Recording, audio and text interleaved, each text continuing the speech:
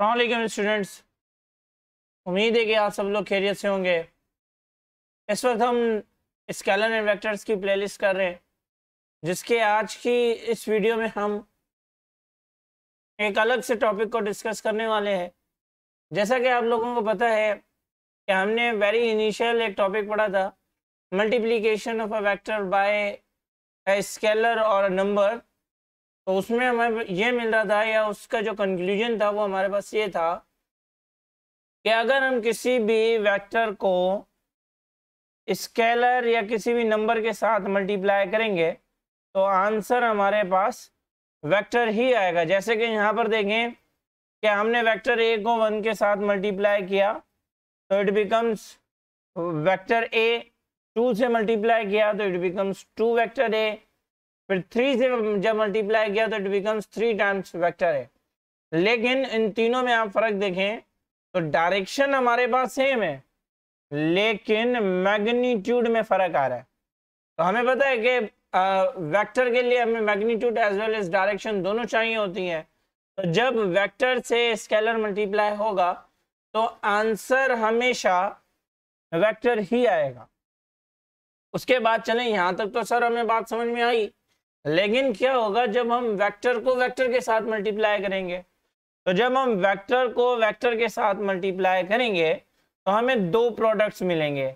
एक प्रोडक्ट होगा हमारे पास स्केलर प्रोडक्ट, जिसका दूसरा नाम हमारे पास डॉट प्रोडक्ट है, और एक हमें वेक्टर प्रोडक्ट मिलेगा जिसका दूसरा नाम हमारे पास क्रॉस प्रोडक्ट है। आज की इस वीडियो में हम स्केलर प्रोडक्ट और डॉट प्रोडक्ट को डिस्कस करेंगे। नेक्स्ट की वीडियो में हम vector product and cross product को डिस्कस करेंगे। तो सबसे पहले अगर हम स्केलर प्रोडक्ट की बात करें या डॉट प्रोडक्ट की बात करें तो इसकी डेफिनेशन अब हमें क्लियर है पीछे, कि अगर product of two vector quantities is equal to the scalar quantities then such products is called scalar product और डॉट प्रोडक्ट। अगर दो वेक्टर्स को हम मल्टीप्लाई कर रहे हैं और उसका रिजल्टेंट हमें स्केलर क्वांटिटी मिल रही है तो हम कहेंगे कि ये जो scalar quantity as an resultant हमें मिली है, ये एक्चुअल में जो प्रोडक्ट है, इस प्रोडक्ट को हम नाम दे देंगे स्केलर प्रोडक्ट या डॉट प्रोडक्ट का। अब एक और पॉइंट आ जाता है इसका कि it is denoted by placing a dot between the two vectors. इसको हम डिनोट कैसे करते हैं? हमें पता है कि प्रोडक्ट के काफी सारे साइन है, हमारे पास मल्टीप्लाई भी है यानी कि क्रॉस भी है, डॉट से भी है, और अगर हम इस तरीके से भी लिख रहे हैं तो इट मीन्स के दोनों के बीच में कोई साइन नहीं है तो मल्टीप्लिकेशन हो रही है। तो यहाँ पर हम डॉट की साइन को यूज करेंगे कि हम स्केलर प्रोडक्ट्स को जो है वो रिप्रेजेंट कर सकें या डिनोट कर सकें, इसीलिए स्केलर प्रोडक्ट का दूसरा नाम हमारे पास डॉट प्रोडक्ट है।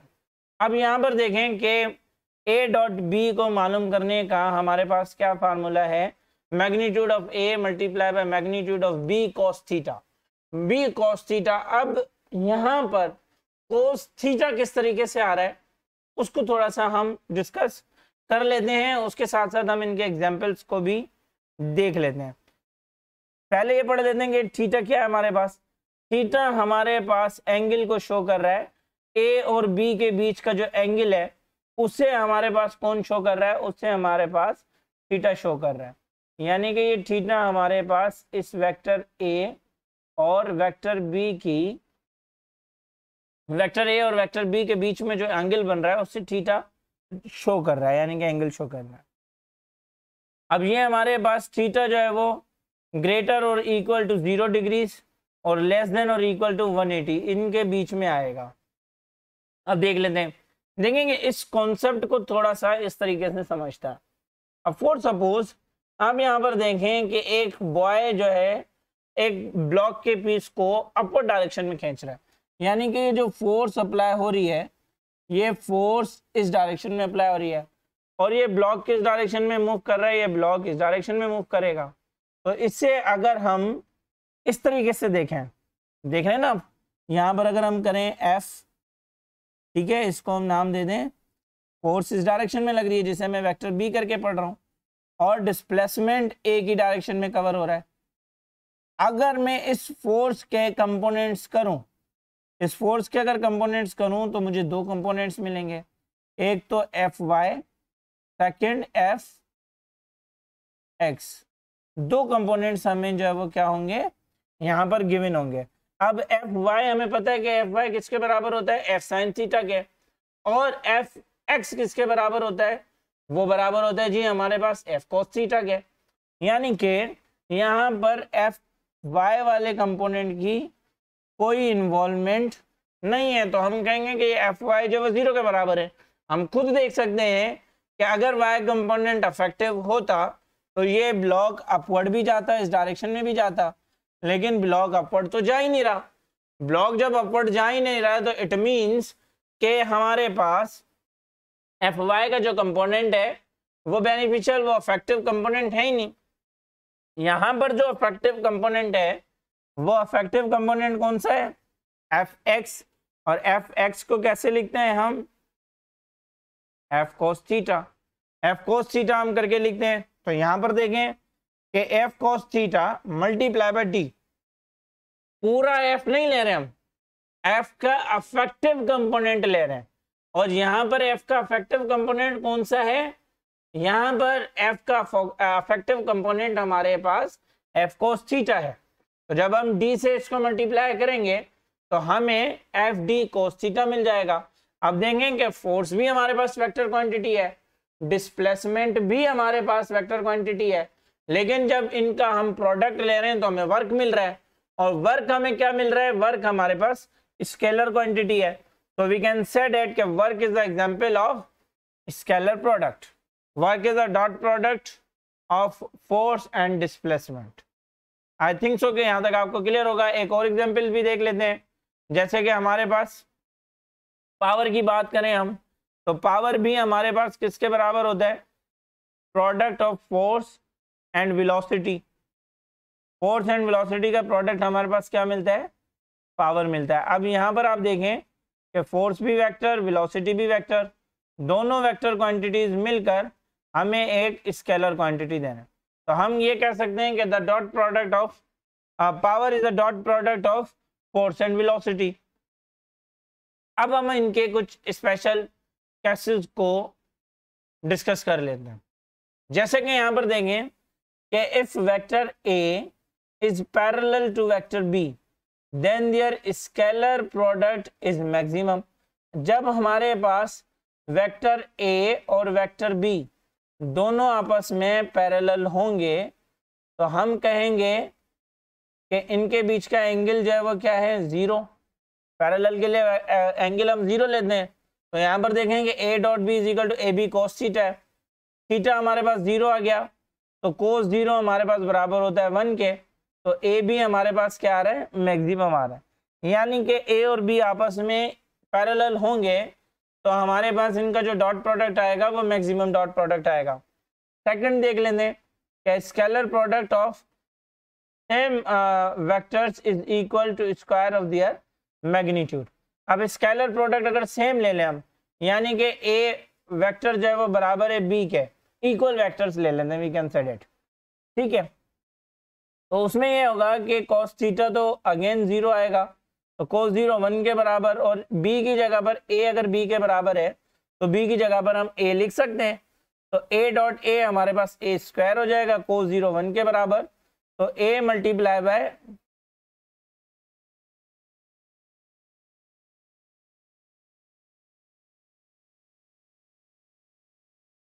तो हमारे पास a multiply by a square multiply by 1, और फिर हमारे पास आंसर आ जाएगा a का स्क्वायर।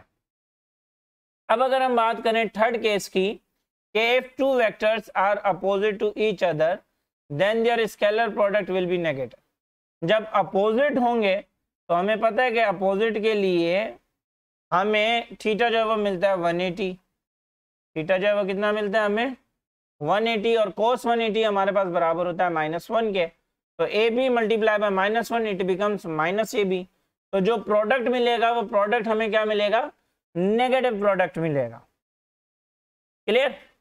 उसके साथ साथ if vector A is perpendicular to B then their vector product is minimum, यानी कि वेक्टर प्रोडक्ट की जगह पर हम यहां पर इस्तेमाल करेंगे स्केलर प्रोडक्ट। ठीक है, कि अगर ए और बी आपस में परपेंडिकुलर हैं तो इनका जो स्केलर प्रोडक्ट होगा वो स्केलर प्रोडक्ट हमारे पास मिनिमम आएगा। जैसे यहाँ पर देखेंगे cos theta perpendicular, it means के 90 का एंगल, 90 का एंगल तो cos 90 हमारे पास 0 के बराबर होता है। तो यहाँ पर हमारे पास cos 90 की जगह पर क्या आ जाएगा 0, और a डॉट बी हमारे पास पूरा का पूरा किसके बराबर हो जाएगा 0 के बराबर हो जाएगा। होप के यहाँ तक आपको बात क्लियर हुई होगी। इससे कुछ स्पेशल केसेस अगर मिले कि अगर हमारे पास यूनिट वेक्टर्स हैं, जिनको मैं यहाँ पर ड्रॉ भी कर लेता हूँ। ये देखें कि हमारे पास x का जो यूनिट वेक्टर है वो i, y का जो यूनिट वेक्टर है वो j, और z का जो यूनिट वेक्टर है वो हमारे पास k है। तो अब देखें यहाँ पर कि i, j और k के बीच में i, j और k के बीच में 90 का एंगल है। तो हमारे पास 90 के एंगल पर तो क्या आएगा 0।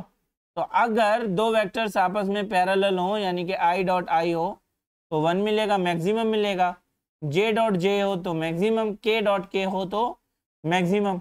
इसी तरीके से अगर i डॉट j हो तो ये दोनों तो 90 के एंगल पर हैं, तो 90 के एंगल पर हमें क्या मिलेगा 0। j डॉट k हमें क्या मिलेगा 0, k डॉट i क्या मिलेगा हमें 0। तो इस तरीके से ये हमारे मैक्सिमम और मिनिमम के अंदर डिफरेंस आ रहा है। अब एक और चीज यहाँ पर हम डिस्कस कर लेते हैं बिफोर के हम आगे मूव करें।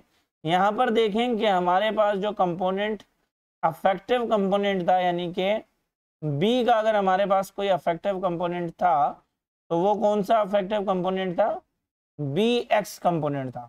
अब इस बी एक्स को हम यूं भी लिख सकते हैं कि effective component of B, vector B, या हम यूं कह सकते हैं कि X component of vector B, या इसको हम यूं भी पढ़ सकते हैं कि प्रोजेक्शन ऑफ वेक्टर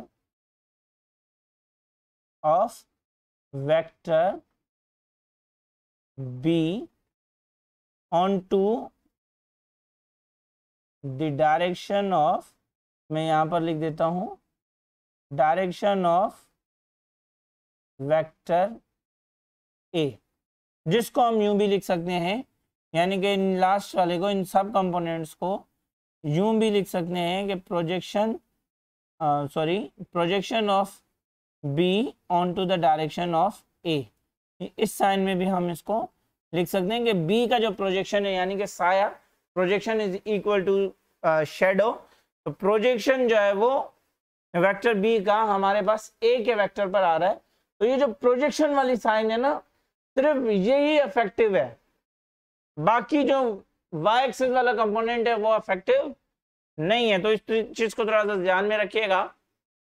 अब हम आगे इनके कम्यूटेटिव लॉ को पढ़ लेते हैं कि देखते हैं कि क्या vector scalar product commutative law को ओबे करता है या नहीं करता। मिसाल के तौर पर अब हमने क्या किया है कि वही दो वेक्टर ले लिए, एक्स एक्सिस पर वेक्टर ए और y और x के अलोंग हमने वेक्टर b को लिया हुआ। ठीक है, अब देखें कि हमने b का वो कंपोनेंट अफेक्टिव लिया हुआ है जो कि a के डायरेक्शन में आ रहा है। जैसे कि हमने पढ़ा कि इसके 3 नाम है।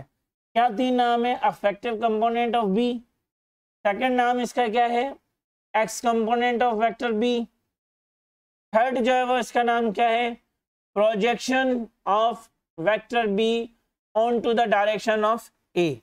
तो हमने ये लिया हुआ है projection of b into the direction of a cos theta. अब अगर हम दूसरी साइड ले लेते हैं, ये तो था b का प्रोजेक्शन, अब अगर a का प्रोजेक्शन देखें तो वो b के प्रोजेक्शन पर भी आ रहा होगा। तो b dot a is equal to b projection of a onto the direction of b cos theta. यहाँ पर मैंने ये लिखा हुआ भी है कि B A is the projection of vector B onto the direction of A. AB is the projection of vector A onto the direction of B. Hope so कि आपको क्लियर होगा। अब देखेंगे ए बी cos थीटा, हम दोनों equations को, इसको अगर मैं नाम दे दूं इक्वेशन 1 और इसको अगर मैं नाम दे दूं इक्वेशन नंबर 2, तो जब मैं इनको कंपेयर करूंगा तो ये हो जाएगा A B cos theta is equal to B A cos theta. यानी कि यहाँ पर इनके अगर हम लिखना चाहें तो a dot projection of b onto the direction of A is equal to b dot projection of A onto the direction of B। ये दोनों आपस में इक्वल हैं। जब ये दोनों आपस में इक्वल हैं तो a dot b is equal to b dot a। यानी कि हमारे पास हम ये कह सकते हैं कि scalar product of two vectors does not change by changing the order of vectors. और वेक्टर के ऑर्डर हमने चेंज किए, यानी कि पहले a था, a डॉट b था, फिर हमने b डॉट a रख दिया, ऑर्डर चेंज कर दिया, लेकिन ऑर्डर चेंज करने से भी इनमें कोई चेंज नहीं आया। तो वी कैन से दैट के स्केलर और vector dot product obeys commutative law. Scalar और डॉट प्रोडक्ट कम्यूटेटिव लॉ को ओबे करते हैं। इसी तरीके से distributive law for dot product को भी हम पढ़ लेते हैं कि distributive law for dot product क्या है। अब हमें यहाँ पर अच्छा डिस्ट्रीब्यूटिव प्रोडक्ट की अगर हम बात करें तो हमारे पास ये होता है कि थ्री टर्म्स होते हैं और इनके बीच में एक साइन होती है, दो साइन होती है। जैसे कि यहाँ पर आप देखें कि हमारे पास यूं कर लें, कुछ इस तरीके से आएगा कि a dot b plus c is equal to A B plus A C. Three terms हैं 1 2 3, इनके बीच में दो साइन है, एक प्लस की दूसरी मल्टीप्लीकेशन की। इस लॉ को हम डिस्ट्रीब्यूटिव लॉ कहते हैं। अब हम देख लेंगे डॉट प्रोडक्ट के लिए वैलिड है या नहीं है। अब कंसीडर करने हम कि हमें थ्री वेक्टर्स मिले हैं, वेक्टर ए, वेक्टर बी और vector C. Vector A B और सी हमें थ्री वेक्टर्स मिले हुए। तो अब इनके लिए हमें क्या करना है कि वेक्टर बी और सी हम देखेंगे पैरेललोग्राम के दो साइड्स हैं। हम यहाँ पर फ्री वेक्टर की एप्लीकेशन को यूज करके यहाँ पर पैरेललोग्राम बना सकते हैं, आज ही बना सकते हैं। बी को हमने शिफ्ट कर दिया इस पॉइंट पर, सी को हमने शिफ्ट कर दिया इस पॉइंट पर और इनका रिजल्टेंट ले लिया। अब देखें कि सी का जो प्रोजेक्शन है वो ए पर जिस डायरेक्शन पर गिर रहा है वहां पर हमने सी सुफिक्स ए रख दिया, यानी कि projection of C onto the direction of A. और ये जो रिजल्टेंट का शेडो आ रहा है उसे हमने आर ए करके रख दिया, ठीक है। यानी कि resultant projection of resultant vector onto the direction of A. अब दो प्रोजेक्शन आ रहे हैं ए डायरेक्शन पर, एक सी का दूसरा रिजल्टेंट का। अब रिजल्टेंट जो है वो बराबर है हमारे पास बी प्लस सी के।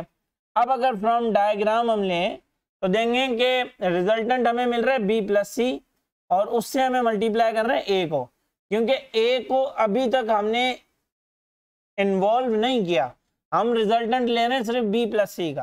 तो अगर B plus C multiply by A करें तो देखते हैं कि आंसर हमारे पास यानी कि डिस्ट्रीब्यूटिव लॉ को ओबे करता है या नहीं करता। अब देखें कि ए तो सेम और बी प्लस सी की जगह पर हमने लिख दिया ओ और आर ए। ओ से लेकर आर ए तक हमारे पास रिजल्टेंट आ रहा है तो हमने ओ से लेकर आर ए तक रख दिया। अब देखेंगे यहाँ पर हमारे पास ओ आर ए को अगर हम खोलें, यानी कि ओ से लेकर आर ए तक का हम डिस्टेंस लें तो देखेंगे ओ से लेकर सी ए भी आ रहा है, हमने ओ से लेकर सी ए भी रख दिया। फिर ओ से सी ए से लेकर आर ए भी आ रहा है, यहाँ से लेकर यहाँ तक, तो हमने C A plus C A R A plus O C A रख दिया है इस तरीके से। अब ए को जब हम मल्टीप्लाई करेंगे तो ए जब इसके साथ मल्टीप्लाई होगा तो ये इस तरीके से आ जाएगा, बीच में प्लस है तो प्लस आ गया। ए जब ओ सी ए से मल्टीप्लाई करेगा तो ए मैग्नीट्यूड ऑफ ओ सी ए आ जाएगा। अब where C A R A represent the projection of vector B onto the direction of A और ओ सी ए, ये देखेंगे सी का प्रोजेक्शन तो आ गया यहाँ पर। अगर हम देखेंगे रिजल्टेंट के साथ बी वेक्टर भी है तो हम यहाँ पर कह सकते हैं कि यहाँ पर बी का प्रोजेक्शन भी आ रहा होगा। यस सर, आ रहा होगा यहाँ पर। तो हमने सी ए और आर ए को जो है वो बी का प्रोजेक्शन कर दिया और ओ सी ए को हमने सी का प्रोजेक्शन ले लिया। ठीक, तो अब ये क्या होगा कि ए सी ए आर ए जो है वो हमारे पास बराबर हो जाएगा ए डॉट बी के, क्योंकि इस पूरे को हमने बराबर रख दिया था बी के और इस पूरे को हमने बराबर रख दिया था सी से। तो ये हमारे पास हो जाएंगे ए डॉट बी और नीचे आ जाएगा हमारे पास ए डॉट सी। सब्सटीट्यूट जब हम करेंगे तो सब्सटीट्यूट में हमें क्या मिलेगा कि A dot bracket start B plus C bracket over is equal to A dot B plus A dot C. तो इस तरीके से हमने देखा कि जो है वो हमारे पास स्केलर प्रोडक्ट्स जो है वो कम्यूटेटिव लॉ और डिस्ट्रीब्यूटिव लॉ दोनों को ओबे करता है। आप इनकी घर पर भी प्रैक्टिस करें। इन केस अगर आपको कोई बात समझ में नहीं आ रही तो मुझसे कमेंट सेक्शन में काइंडली ज़रूर पूछ लीजिएगा। हम नेक्स्ट की वीडियो में क्रॉस प्रोडक्ट के साथ मिलते हैं। तब तक के लिए अल्लाह हाफिज़। और उसी के साथ साथ एक छोटी सी रिक्वेस्ट, अभी तक अगर आपने मेरा चैनल सब्सक्राइब नहीं किया तो काइंडली इसको सब्सक्राइब कर दीजिए और बेल आइकन का बटन जो है वो ज़रूर प्रेस कर दीजिए।